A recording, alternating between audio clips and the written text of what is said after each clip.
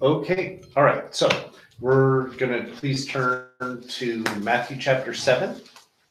Matthew chapter 7. We're actually winding down on the Sermon on the Mount. It looks like we've got a lot of chapter 7 to go, but we've actually only got after this we only have 2 more teachings after this. So if anybody has any thoughts about where in the Bible we want to go after this, I will do anything except genealogies. I will not do a teaching on genealogies, although Matthew chapter 1 has some really interesting stuff. But I'm not doing that. I am not going to do First Chronicles. Not going to do it, which is 11 chapters of genealogy.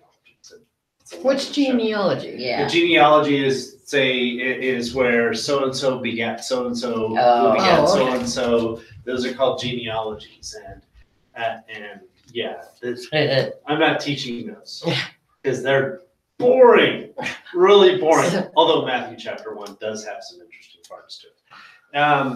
Anyway, so but if there's a part of the Bible, if there's a book in the Bible that anybody would like to do, if there is like a subject in the Bible, and you go, wow, I've always wondered about this. And so we could talk about that and all that, But if you don't mention anything, then you're gonna leave it up to me. So we'll see how that goes. Anyway, so if you've got any ideas, then let me know. I'm gonna continue on Matthew chapter 7. So Matthew chapter 7, we are reading from verse 7 through verse 14. Matthew 7, verse 7 through verse 14. So anybody who would like to read that? I will if you want me to. Please do. The answer to prayers.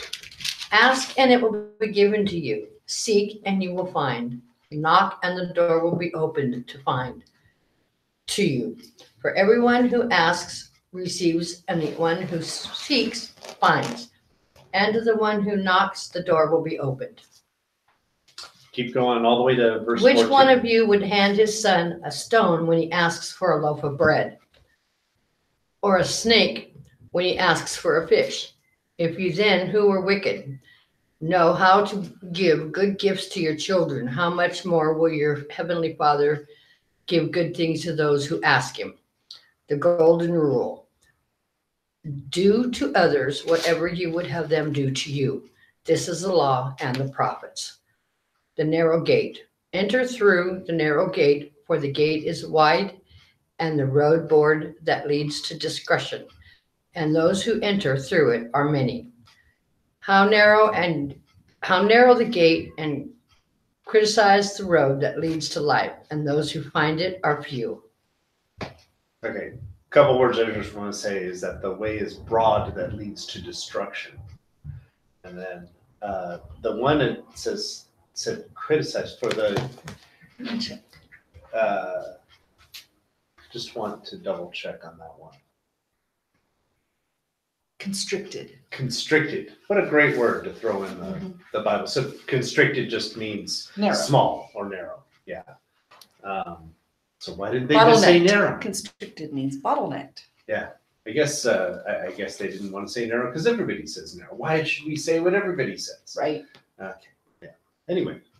All right. So this is just a bunch of themes, a bunch of words that Jesus is saying all on the same subject.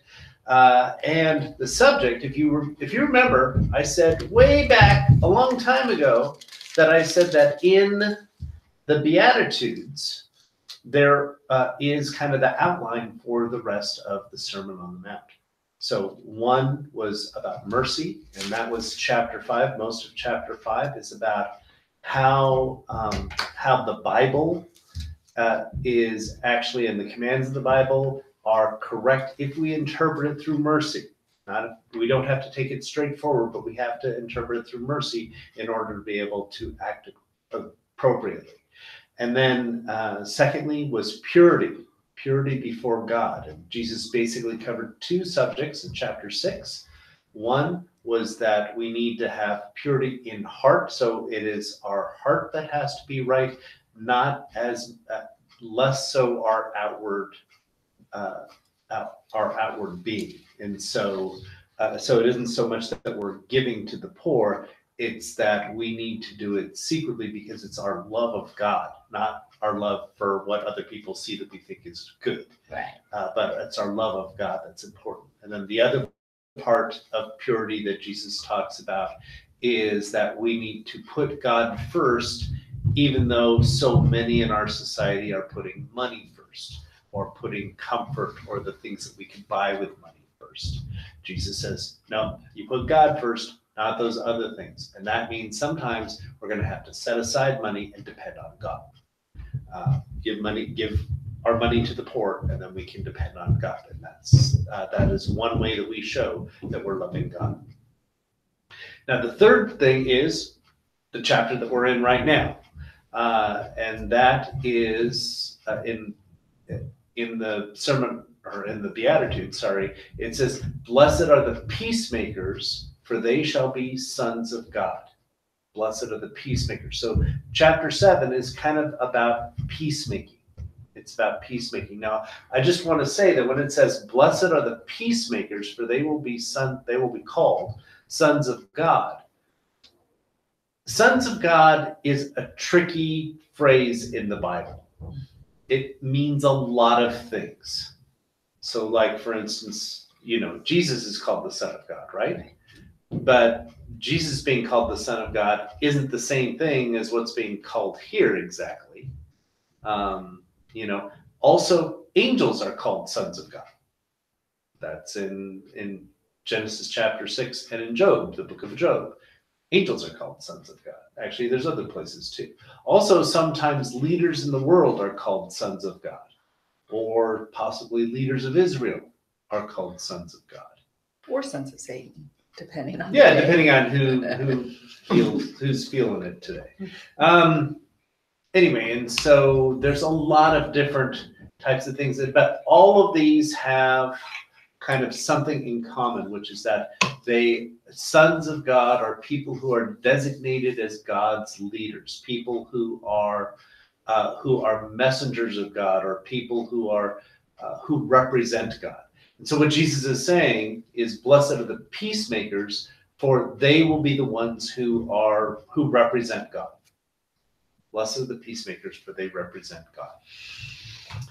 And in peacemaking, what Jesus is specifically talking about is he is talking about people who are choosing to live according to mercy instead of living according to judgment or karma. And that's what we've been spending the last couple of weeks talking about. Is Jesus saying judging by itself is not bad? It is how we judge. Are we judging according to karma? In other words, giving people punishment for the bad things that they do? Or are we giving people mercy, trying to help people improve themselves and giving people second chances? And so those are kind of the two ways that Jesus is talking about. And it's interesting that if you talk about people who are leaders, especially in the ancient world, but even still today, leaders are people who decide about other people. Leaders are people who say, yeah, you're going to help out here. You're going to do this. You are able to do this, or you really need to leave the community. We're going to punish you. We're going to reward you. These are the sorts of things that leaders do. And Jesus is saying that the leaders of the kingdom of God are people who judge, but they judge according to mercy, not according to karma, or not according to we're going to punish you for the bad things that you've done. And so this is the system that Jesus is talking about. So in general, chapter 7 once again is still talking about that. So and we'll bring it up again in the next couple lessons about how Jesus is basically saying in this chapter that that God's leaders are people that judge according to mercy, that make decisions about others according to how it's going to benefit other people. Okay? And so there's that. So instead of beginning at the beginning of the passage, we're going to begin in the middle of the passage because, heck, why not? So we're beginning, so let's talk about verse 12. Matthew chapter 5, verse 12. Okay, so Diane, what does verse 12 say? In everything, do to others what you would have them do to you, for this sums up the law and the prophets. Okay, so Carmen, could you read that same passage? So Matthew 7:12.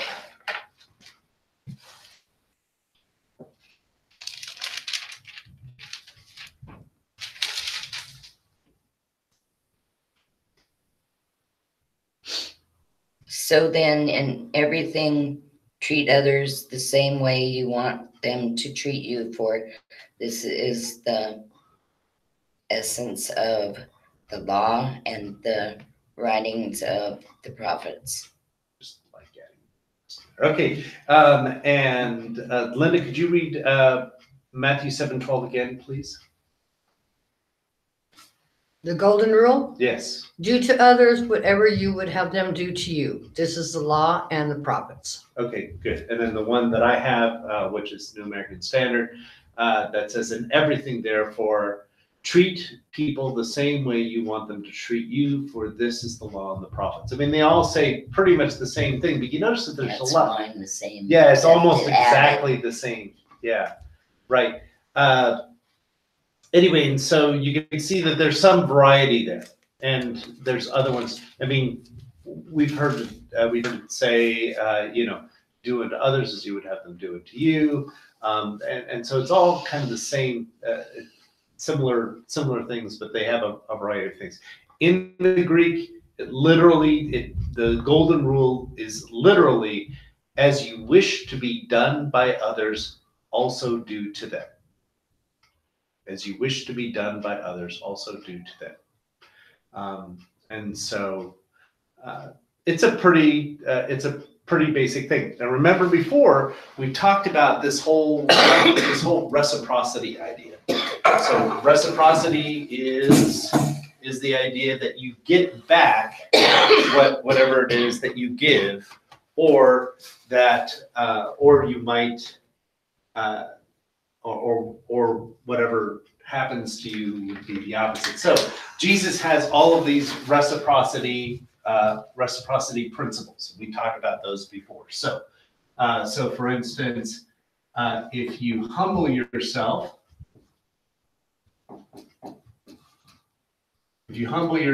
then what will happen? You will be exalted. You will be exalted. Okay, or you can say raised. We like raised better because it has to do with the resurrection. Okay, and it's the same word for both. And lifted up has to do with also getting lifted up. That's true. You do lift it up. So if you humble yourself, you'll be raised. If you exalt yourself, you will be humbled. Right. So whatever it is you give to yourself, you get the opposite. Okay, so I'm gonna.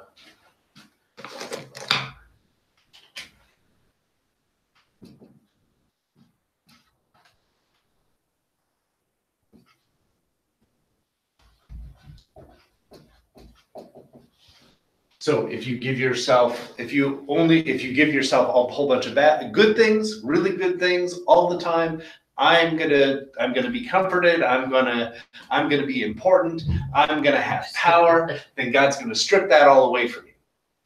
God is going to give you the opposite of what you give to yourself. But if you lower yourself, if you say, I'm going to be humble and I'm going to let other people walk over me for the sake of others, or I'm going to be helping others all the time and all that, then God is going to lift you up. God is going to give you a better place. So whatever it is you give yourself, you get the opposite. Now, so another one that we looked at was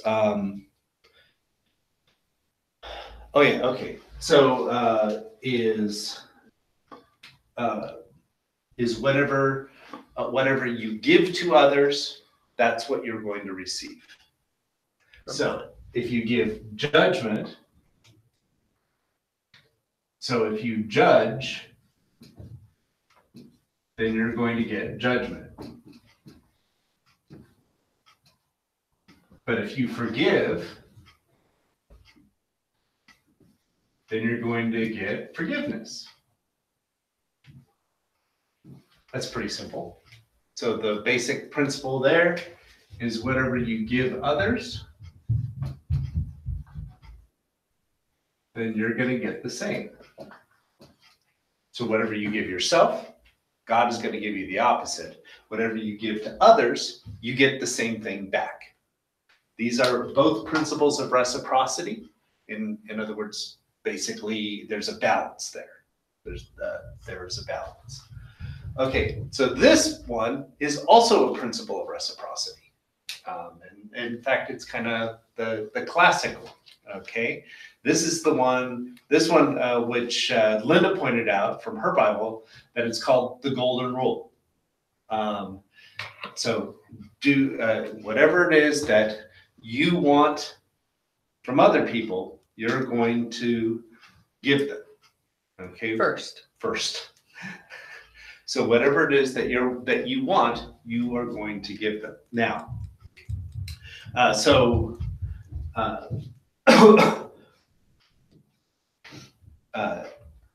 once again, so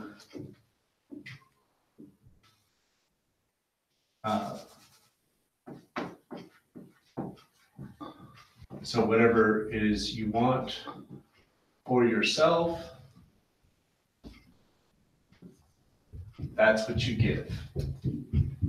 Okay, and that actually goes along with this one. So if you judge, you're going to get judgment. If you forgive, you're going to get forgiveness. Whatever you want for yourself, you give it, then that is what you're going to give to others. Now, the question that everybody asks about this is, what about masochists?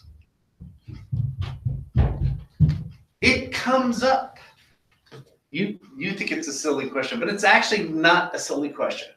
Okay, so a masochist is somebody who enjoys pain.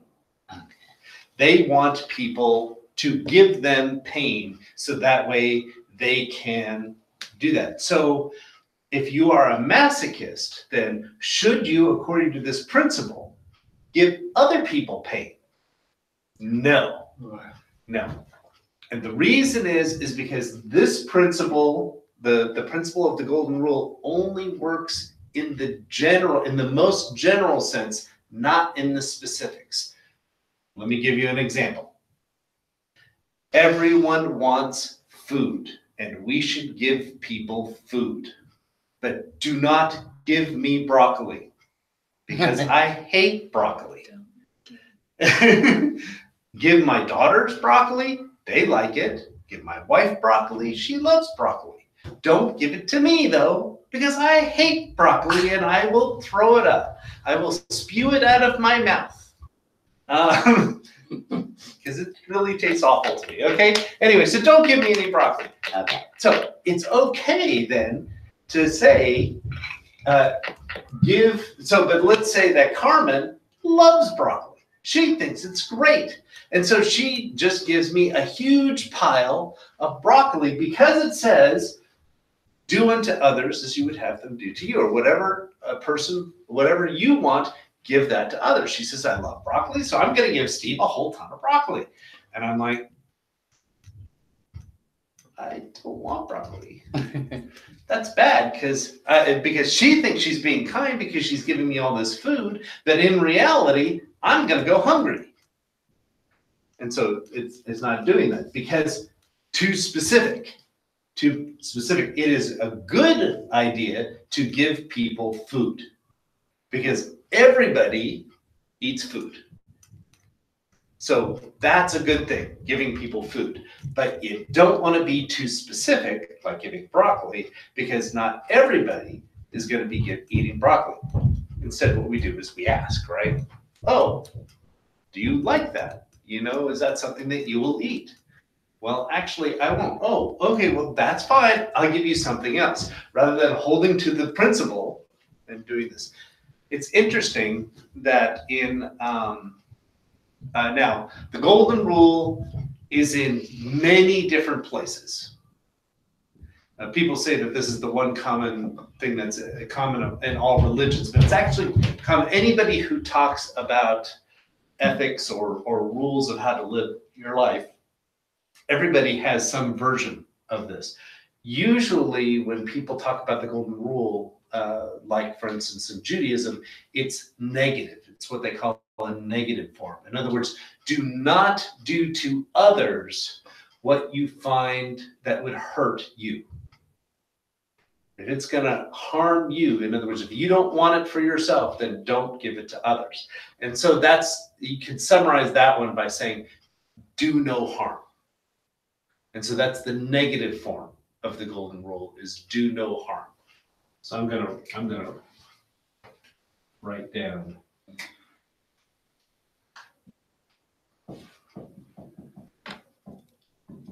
is do no harm. Okay, so that's the negative form. Don't do anything that you know is going to hurt somebody else. And that's a really good principle. So Jesus' principle is the positive principle. It's the positive side. And so what Jesus is basically saying is another form of help people live.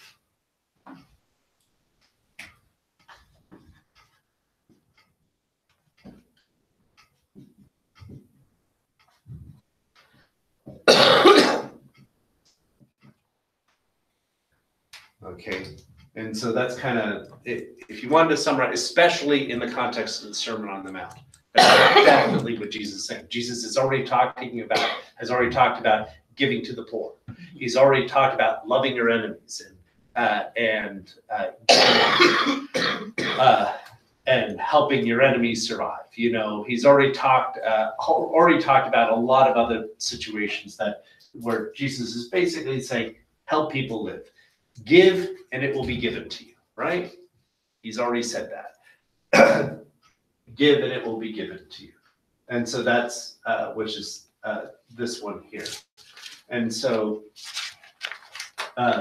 help people live, but do no harm is another good way of saying the same thing. Okay, so if it's going to hurt somebody, and you know or if there's something that would hurt you, don't hurt them. And I'm not going to talk about mirror neurons today. I just want to let you know I'm not talking about mirror neurons today. Impressive. But I could. And if there's anybody on YouTube that has not heard me talk about mirror neurons, then you could look it up. Oh, unless you guys want me to talk about mirror neurons, because I love talking about mirror neurons. But he didn't talk about them at all.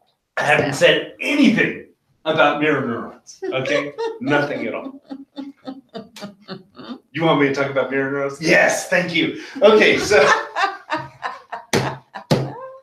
so recently they found these kinds of things in your brain, in all of our brains, and in cats, and in monkeys, and in dogs, and in all other kinds of animals. Okay, not all animals, but in a lot of animals, and some of them have more and some of them have less. And what they are is it is how we learn and what it is. So, for instance, one of the things that they did a study on is they had people and a whole group of people, and they're all learning piano. Okay, and so they had some people practice the piano for 5 hours in a week. They were practicing the piano. And then they had another group of people, they had them not practice the piano, but they had them look at people doing the same thing. And they found out that those people who were looking at people for the same amount of time, looking at people doing that piano act, they are rehearsing it in their brain, and it's just like they're practicing it. Because what they're doing is the brain is imitating. So the brain, it's like they are doing the thing that they see. And you go, well, that's kind of interesting. It's kind of like a magic trick. Let me ask you, you ever watch a movie? You're watching a movie and then somebody is about to just step off a precipice onto nothing. And what do? You gasp. Yeah. Oh my goodness, that person's going to do that. That's because of mirror neurons. Because we have associated ourselves with the person in the movie. And so it's like we are going to step off that thing. Why do we like movies so much? Some movies we like because we are associating ourselves with the person, the hero or whatever in the movie, and we are going through those actions. We are actually borrowing those experiences. This is why people like sports so much. Because when they watch sports, they are getting to experience some of the excitement of doing really well in that sport, which most of us couldn't do. But we might want to, you know? And so some people are like, well, I would love to be really good at this sport. So they watch the sport so they can see people who are really good at it, and they get some of that thrill of doing the sport, even though they're not. Okay, so what does that have to do with the golden rule?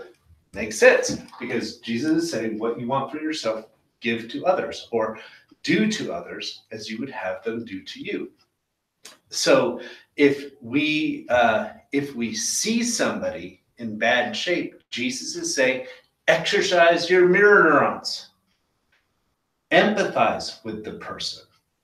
Put yourself in their place, and then do to them what you wish somebody would do to you. Do for them what you wish somebody would do for you. And so Jesus is saying, exercise your mirror neurons. Every single human being, well, almost every single human being has the capacity to empathize, to see another person and experience it ourselves. So if we see someone in trouble, if we see someone who needs help, then we need to empathize and not just feel it, but step in and actually do something for them that we would want somebody to do for us. And that could be something really basic, like Linda's brother helping her move all the stuff out of the apartment. He was like, well, if I was stuck in an apartment like this with all this stuff in it, and I didn't have a truck, and somebody I knew had a truck, and I would want them to help me to move all the stuff out. Well, I have the truck, she doesn't, so I will be the person, and I will help her move her stuff out. That is doing exactly what Jesus said. Do unto others as you would have them do unto you. I wish that somebody, if I was in that situation, I wish that somebody would help me out. Well, that means I can help this person out. If we've got extra food or whatever, and we can share it with other people, and there's people that we know who don't have enough food, then let's share it. That's pretty basic, but the thing that we need to remember with this, once again, let's not be too specific, not too specific. We want to be in general. So what are some things that people need that maybe they don't always get from other people? What are the things that people need that maybe they don't always get? We've kind of done this before. What is Love. Thank you. There you go. Love. All right. Just somebody to care about them, right? Heard all the way through. Not everybody gets to be listened to where they actually get to say everything that they want to say, especially because sometimes it takes a long time. And so, yeah, everybody wants to be heard. So that's something that we can do. What else? Well, there's the obvious things. Food, shelter, Yeah. clothing, Yeah. all that kind of stuff. Once physical again, needs. not too basically. specific. If you happen to like stiletto heels, that doesn't mean everybody likes stiletto heels. It's okay. But another one is respect. Yeah. Everybody wants to be respected. Everybody wants, that doesn't mean everybody wants to be fawned over, but everyone wants some basic respect. They want to be treated like an equal person, and all that. Well, then we need to treat other people with respect as well. We need to treat them as an equal person. And so, because that's something that we want. What's that? As a preacher brother. Okay. I'll ask you later if that's something that you need to say to me specifically. I was gonna say friend, but it ties in. No, I like that one too. So social, There you go. just being social with somebody. Because there are plenty of people out there who don't have friends or don't have people that they can just talk to, or they can be talked at, I guess. Some people like to listen, right? Some people just want to be friends with people. Everybody wants friends. Everybody wants to connect. Some people want more friends than others, but everybody wants some kind of friend. And so, yeah, that's good, right? And frankly, this is a weird thing, but entertainment. Yeah. We like to laugh. We all like to laugh, and we all like to have a good time and all that. Then we can help provide that for each other. What was it? I was thinking.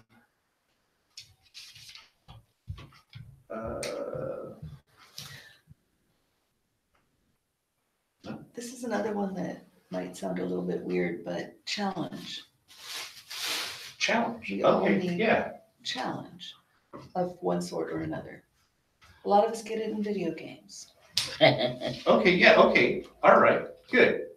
Because we want to work for things. We want to earn things and be able to say that we have accomplished things. We all like a sense of accomplishment. We all and we all want, and so to be able to provide for that, and like for instance at the Red Barn, we gave a whole bunch of people opportunities to volunteer, and that gave them respect, self-respect, and it gave them something to do, and that worked out really well. And also, if when somebody comes up to you and says, "Hey, I have a job for you," that means, oh, this person thinks that I am important enough and responsible enough to take on a task that they are specifically giving to me. That makes you feel good. Everybody wants something like that, Some people aren't always up to the task, but everybody wants it. And I think that everybody wants truth. We don't all want the same truth. None of us want all the truth. None of us want to, some people can take criticism better than others, I guess. But we all want some truth. We all want to be told the truth, or at least some form of truth that we find acceptable. And so, which is why it talks about in 1 Corinthians 13 about love, the chapter on love. It says, love tells the truth. Tells people the truth. Okay. So all of these things are important, and they're all the kinds of things that Jesus is talking about. Once again, they're general. So a person may not every single person wants a trophy for being good at basketball. That is a form of respect, but not everybody wants that. And so, but everybody wants some kind of respect. And that's what Jesus is saying. So these general things that are common to all humanity, we need to give that to one another. And there's a nice little built-in thing there. In order to give somebody the things that they specifically need, you have to kind of get to know them to know exactly what will be good for them. Exactly. Right. And so that's another thing that we all want, is we all want to be known by other people. Even the people who are paranoid. The folks who are paranoid still want to be known by other people, just like the one or two people that they actually trust. Right. Same thing. Okay. All right. So now we've talked about the golden rule, talked about peacemaking. Let's look back at the beginning of the passage that we read today. It says, "Ask and it will be given to you; seek and you will find; knock and it will be opened to you." But we go, wait a minute. Now we're talking about prayer. Why are we back talking about prayer?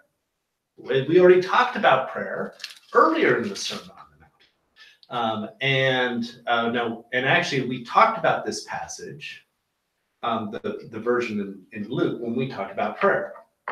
What follows after it says, "What man is there among you who, when his son asked for bread, he would give him a stone?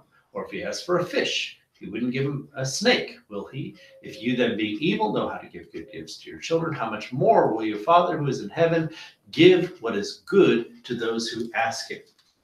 What is Jesus talking about? He's talking about that the whole principle of giving what is good to the person begins with God.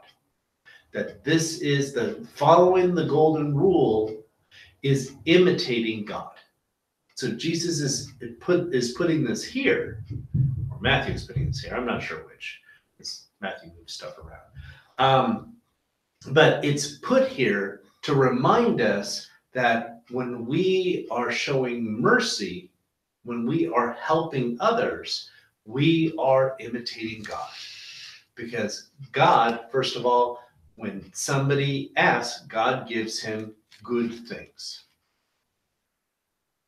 I think, and we need to remember, we talked about this before, is that God does not always give us exactly what we ask for. Because sometimes what we ask for isn't good for us. Right. God will only give us what is good. God will only. And he doesn't always give it right when you want it. Oh, I don't even want to talk about that. That's so true. Oh man, God's timing is not our timing. And his timing is always slower than ours. No, sometimes it's much faster. Sometimes it's faster, and sometimes he gives it to you before you even know that you need it. Exactly. It's true too. Yeah. So be careful, don't spend it. You might need it. Oh yeah. Don't you hate that? Yeah. It's just like Receive an unexpected windfall, and then wow. a day or two later, the car breaks down. Yes, Like, I oh, always man. use that as the car breaking down. You know, you get all this money saved up for later when you're getting older, and then the car breaks down. And you got to use it to, It always happens. It always happens. Whoa, $300. I don't know what to do with this. And yet a week later, you know what to do. Yeah. It's done. Okay. Anyway, so what Jesus is basically saying is just like what he said in Matthew chapter 5, just a couple chapters before the Sermon on the Mount.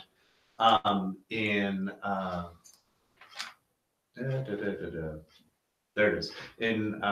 Starting at verse 44, Matthew 5:44, Jesus says, "But I say to you, love your enemies, pray for those who persecute you, so that you may be sons of your Father who is in heaven. For he causes the sun to rise on the evil and the good, and he sends rain on the righteous and the unrighteous." And so he's saying God gives to everyone without exception. He gives and is generous to everyone on the world, even the people who curse God.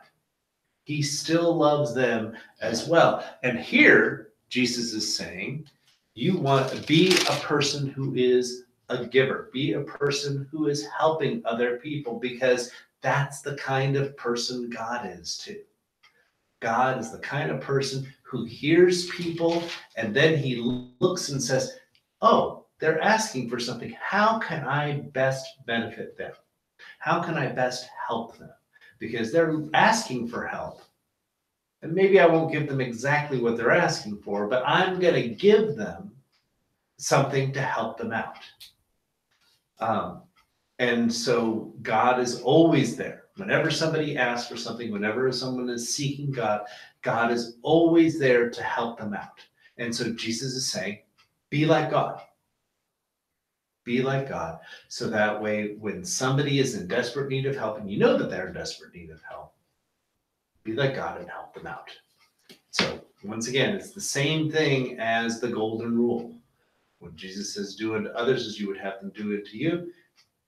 When you see people in need and they're wishing, oh, I wish somebody would help me, guess what?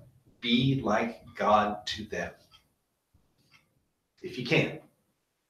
The difference between us and God is God owns the cattle on 1,000 hills, and he is in charge of the entire earth. All the earth belongs to the Lord and everything in it, and we're not that wealthy. So we don't have resources to help everything, but we can help with what we do have. And that's what we all have something. We all have something. Well, actually, no, not everybody has something. You know, some people are just takers because they're in the state that they don't have anything. Infants, okay? Infants have nothing they can give. Absolutely nothing. What's that? Infants give joy. Yes. It is very, very, there's like, they have like some sort of chemical thing that They they do. make you just, melt. Gotcha. I will take your word for that. Because my experience, I have not yet received anything from an infant that did not have to be cleaned up. He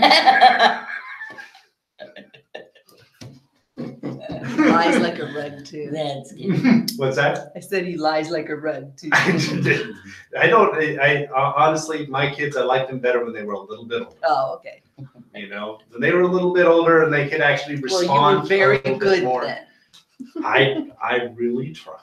Anyway, so yeah, no, I mean, I think that there's always people who are the poor. Somebody's got to be on bottom, and somebody doesn't. There are always going to be people that actually don't have anything. But I think that everyone has times that they have excess, and everyone has times that they are in dire need.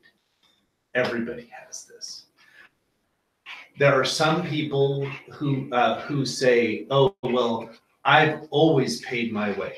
I've always been responsible, and I've always taken. So I don't need, that Jesus is saying to do it to others as you would have them do it to you. Well, I don't want anything from anyone, so I'm not going to give anything to anyone." And I would say that person is a liar. Yeah. He's not thinking about it. Every single person was dependent on their mother to live. That nobody would be alive if it wasn't for other people.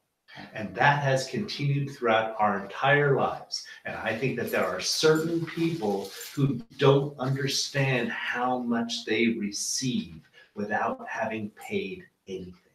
Yeah. I think that there's a lot of people that just don't understand that.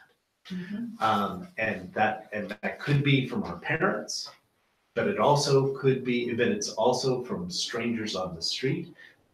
There are people who help us feel better just by saying it, just by being friendly to us.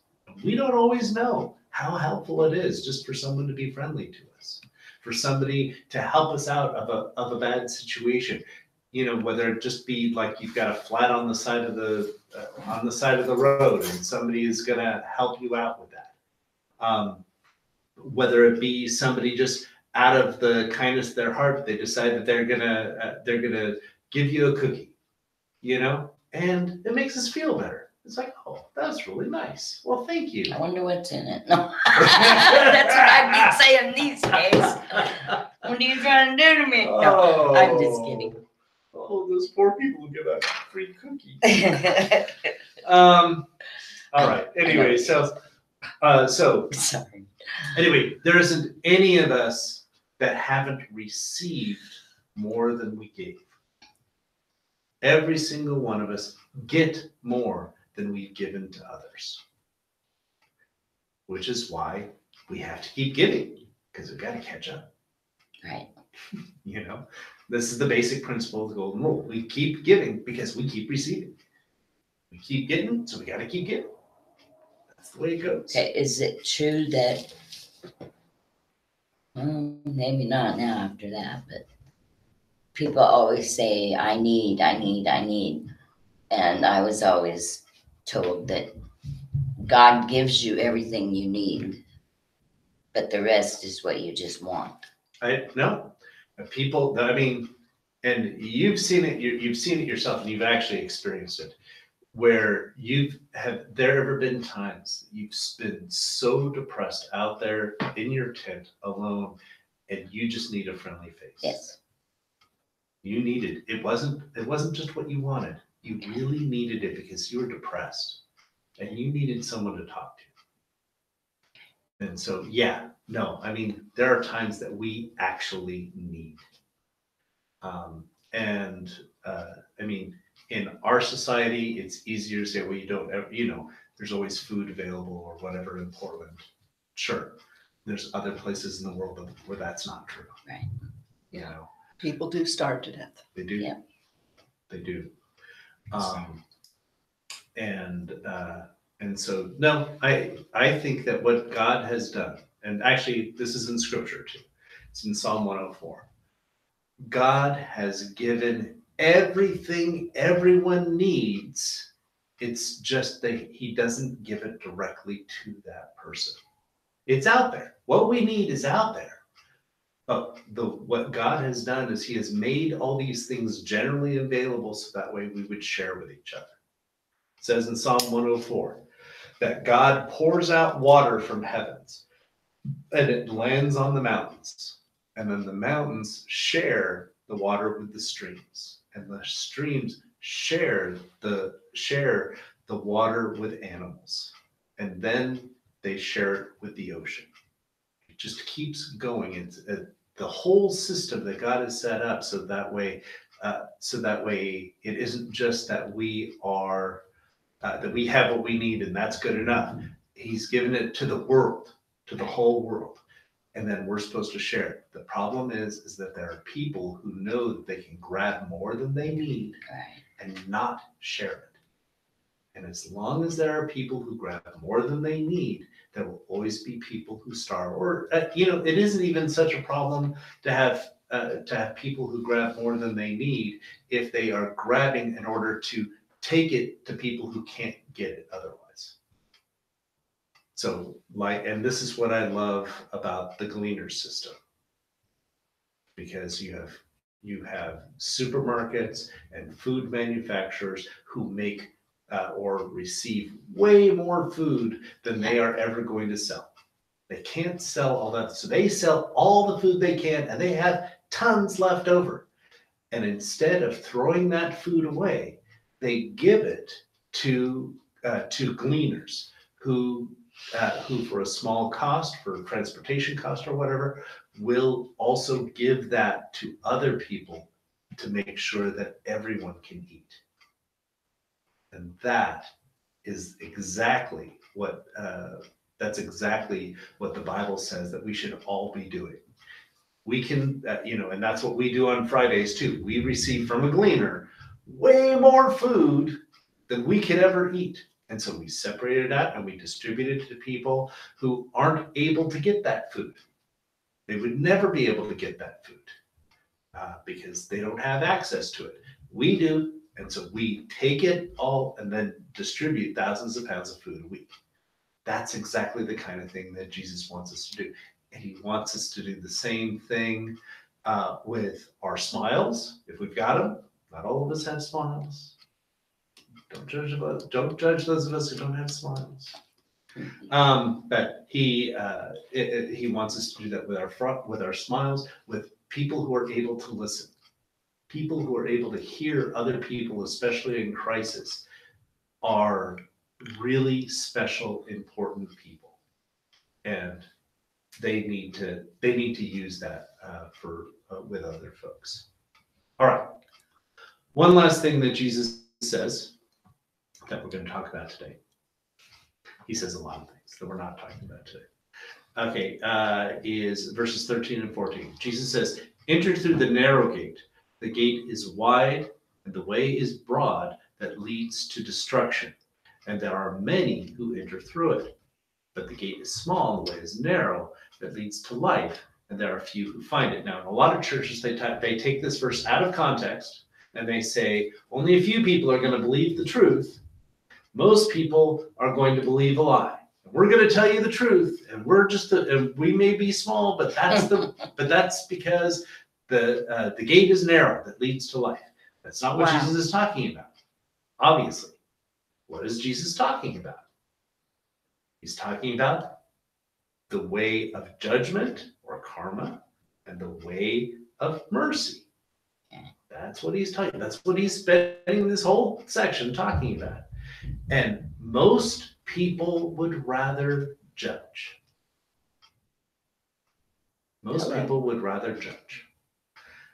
And the reason that they would rather judge is because most people are afraid and they don't trust.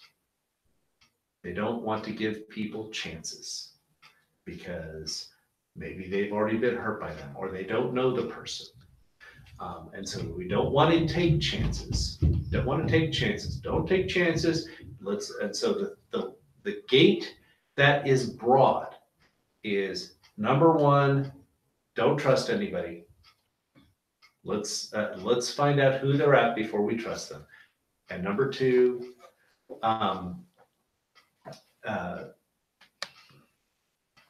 what's just in my head?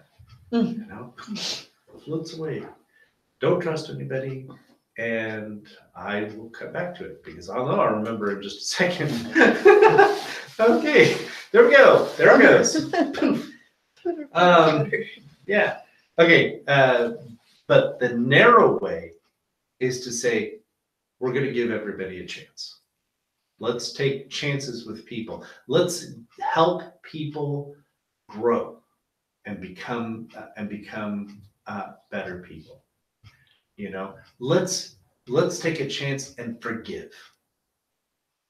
That's the narrow way. I know the other thing is responsibility. The broad way is the way of I'm not going to trust anybody and I'm going to be responsible for myself and I expect everybody else to be responsible for themselves too.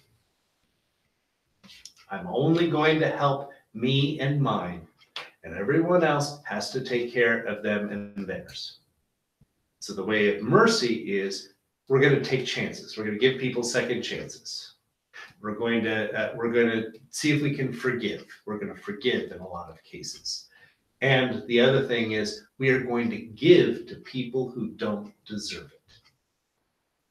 We're going to give and help people live good human lives, even though they don't deserve it. They may not be as responsible as we wish that they would be, but they still deserve to live. They still deserve to live a good human life. And if we help them live a good human life, maybe they will be responsible. Maybe they will be able to take care of themselves if we help them with that. But most people don't want to do that. Most people don't want to give to people who don't deserve it. Most people only want to give to people who earn it. If we only give to people who earn it, that is the broad way. That is the way that leads to destruction. The way of life is we give to people Who need, whether they deserve it or not. Deserving doesn't have anything to do with it, right? Absolutely. Right. All right. Now, I just want to talk about one little word, and we're going to close on this. It's going to take a minute, okay? And that is the word destruction. Okay. All right. Let's do this. Oh, I lost all feeling in my leg. Okay. All right. So the word is destruction. It's also, the Greek word could also be translated perish. Okay. In other Perish or contexts. death. I mean, Uh, one's a verb and one's a noun. yeah, that's true. Well, and they're just different forms of the same different forms of the same word. Because perish, I guess it'd be that which is perish. I don't know. Yeah. But it's in Greek, if you've got a verb, then you could also turn it very easily into a participle, which a lot of times turns it into a noun or an adjective. So maybe perishing. Okay, there we go. Perishing. How about that? Okay. Sorry, grammar Nazi here. Okay, we'll let Well, you go. it was a real question though. I believe you. You know, you have real strange questions. Yes. Yes, I do. That's what I'm here for.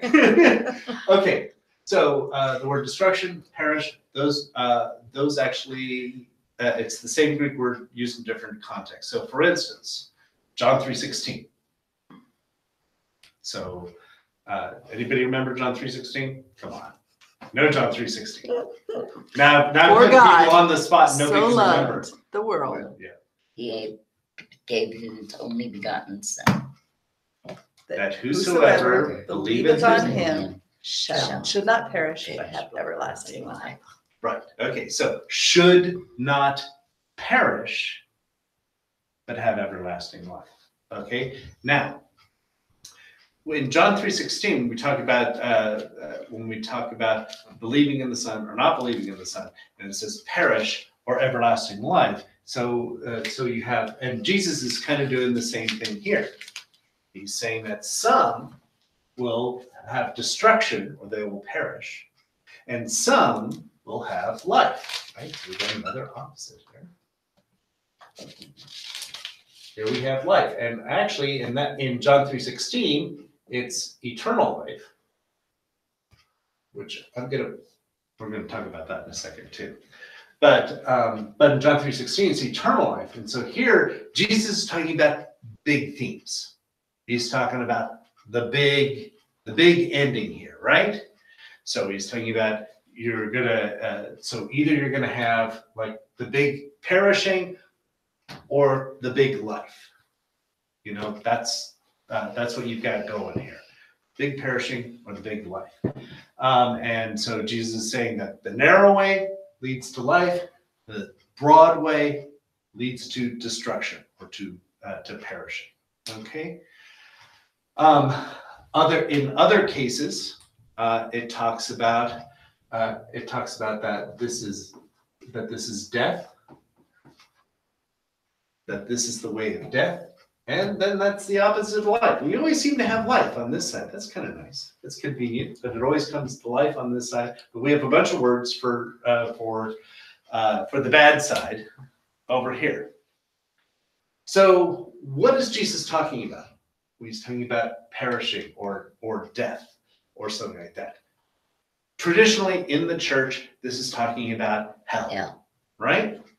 Okay, so a person goes into hell, and the basic idea behind hell, all right, well, I need to have my red pen.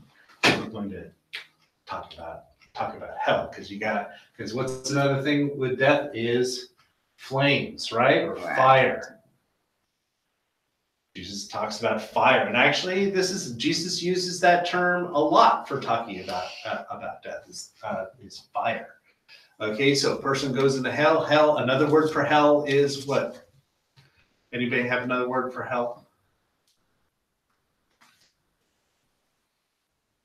So we have hell, other terms, lake of fire. Oh yeah.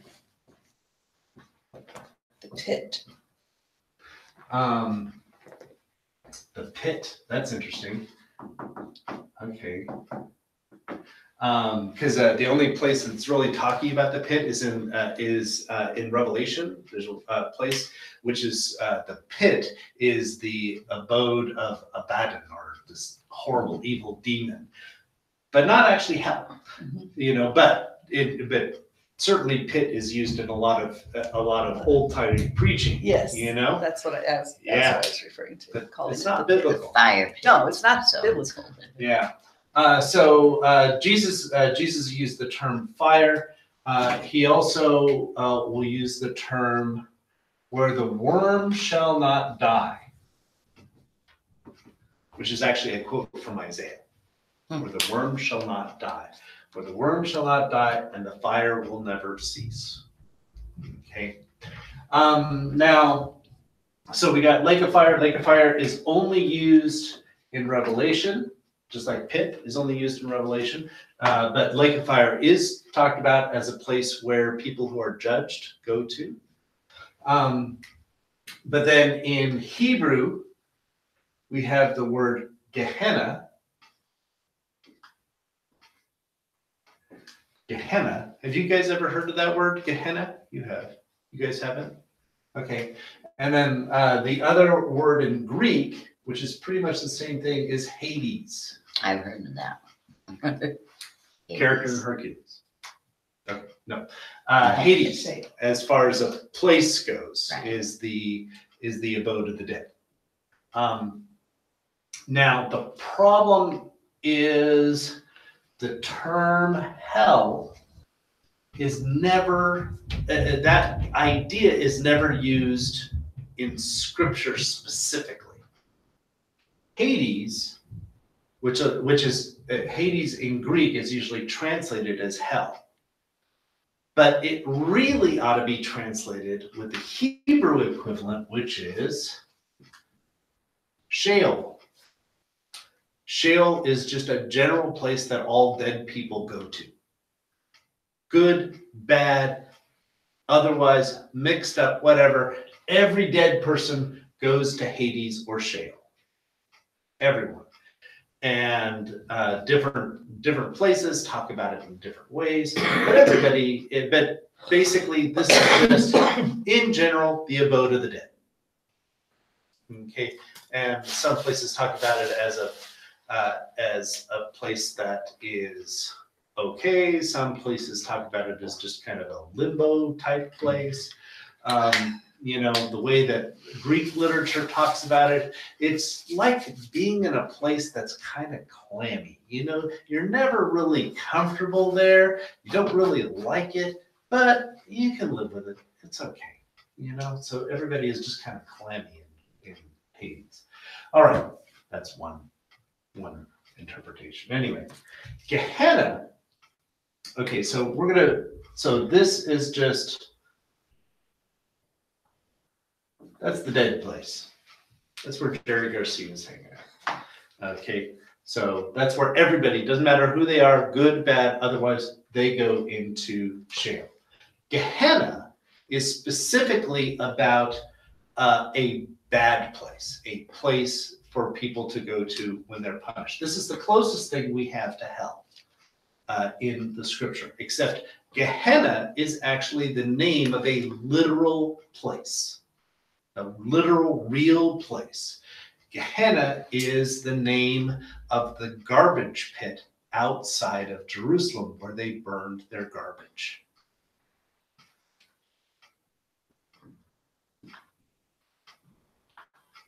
So there you go. There's your pit. Okay. The pit of hell is actually a garbage pit. All right. So, and once again, Revelation talks about lake of fire, stuff like that. Now, the way that we have been taught in church, that hell is a place of eternal torment, where torment never ceases. Okay. So we're going to put that road down here. So hell, eternal torment. But I just want to say that the Bible never specifically talks about eternal torment. It does say that, or Jesus says that bad people will go into fire, or they will go into Gehenna. All right, so they're experiencing fire. There are, but it says way more often that the people who are bad, the people who are bad, they will perish. They will have experienced death. and they will be in the place where the worm shall never cease. But the funny thing is that where it says the worm will never cease and the fire shall never end in Isaiah, it is actually talking about people who, or that they shall go out and look at the dead bodies. There is no consciousness there in Isaiah where Jesus says the worm will never die. In other words, the bodies are disrespected. The bodies are disrespected, and they remember them because they're being disrespected, but they're not, their souls are not alive, experiencing pain. That isn't what's going on in Isaiah. You just have corpses, and people go out and look at the corpses and say, well, these are the bad people. So they're disrespected, but there's no actual continual torment. And when you talk about somebody perishing, it means they no longer exist. They're just done. It's over. As opposed to life, that means you continue to exist. And one of the passages that is really, that I think it kind of distills this whole thing is in John chapter 5, where Jesus is in John chapter 5. And I want to make sure that I get the quote right.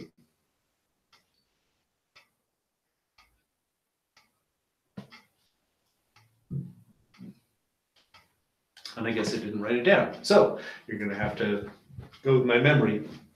So I'm almost guaranteed. If you want to look it up, it's John chapter 5, verse 28. John 5:28. So we'll just look it up. Or does it start with 28? Oh, there we go. Thank you.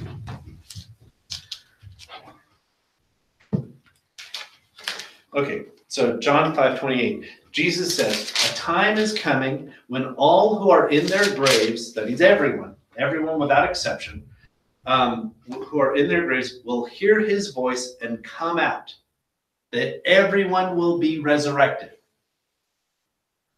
Now, in other places, it says only the good will be resurrected. But in this place, Jesus is saying everyone is going to be resurrected. And it's the same thing we have in Revelation chapter 20. Everyone without exception is going to be resurrected and then judged according to John and Revelation. Okay? It says, those who have done good will rise to live, and those who have done evil will rise to be condemned. So they're condemned, but what does that condemnation consist of? It consists of perishing. It consists of death. It consists of the worm shall never end. So here's the question, do they experience torment for eternity, or do they just not experience anything? Do they just experience death for the rest of eternity? And I will say that it isn't very specific. The church has taught ever since the time of Augustine that it's eternal torment. Yes. That people will experience suffering for the rest of eternity. And I'm not going to tell you that the Bible says one way or the other. Okay? There is some evidence, there's a little bit of evidence that there might be torment. I think there's a lot more evidence that says that actually people's life just ends there. That's my opinion. I think that they hold to that. And I'd say that the biggest reason that I hold to that is because of passages like what we're reading today. Because what is the nature of God? Is the nature of God, so first of all, I just want to make sure that everybody understands the people who experience the perishing and the death and the garbage pit and the lake of fire, the people who experience that are the people who have decided that they're going to spend their lives judging and punishing other people in their life. Jesus wants us to live a life of mercy so we don't have that kind of experience. So that way we can live life. For Jesus, the only life is the life of mercy. And we can start it right now. The only life is the life of mercy, and we get started right now. Death is living for punishing other people, is judging and hurting and rejecting other people. What tit for tat? That's right. And so Jesus says that those people are going to experience death or the fire or worm. And by the way, when you throw something in the fire, it generally burns up. Doesn't stay unburned. It burns up and then goes into smoke or something, but it's no longer there. But the biggest thing for me is God. Even if someone has spent all 80 years of their life being angry at other people or bitter to other people or getting back at people, even if they've done their whole lives that way, is it a merciful God who will torture those people for thousands and thousands and thousands and thousands of years? I don't think so. That is not the God that I am familiar with. That is not the God that I know. The God that I know is very angry at the people who keep for themselves and never give to the poor. God is very angry at those people. God is very angry at punishing people for breaking laws that they couldn't help but break. God is very angry at people who call the police on people who didn't actually do anything wrong. God is really mad at those people. And those are the kind of people who do those things throughout their entire lives. That God is gonna say, no, you don't get to live anymore. And that makes sense to me. It does not make sense to me personally, and I am not God. I will tell you that straight up. I'm not God. That if I was going to guess the mercy of God, I would say that the mercy of God is not the one who created the idea that people who didn't live merciful lives are going to be tortured for the rest of eternity. Right. That does not make sense to me. So I just want to say, and so I brought this up on social media this week, and I had some people say, well, then what did Jesus save us from? Jesus saved us from a life of tit for tat. Jesus saved us from systems that are punishing us for doing good. Jesus is saving us from that. Jesus is saving us from our minds being tied up by trying to figure out how we can get back at people. Jesus is saving us from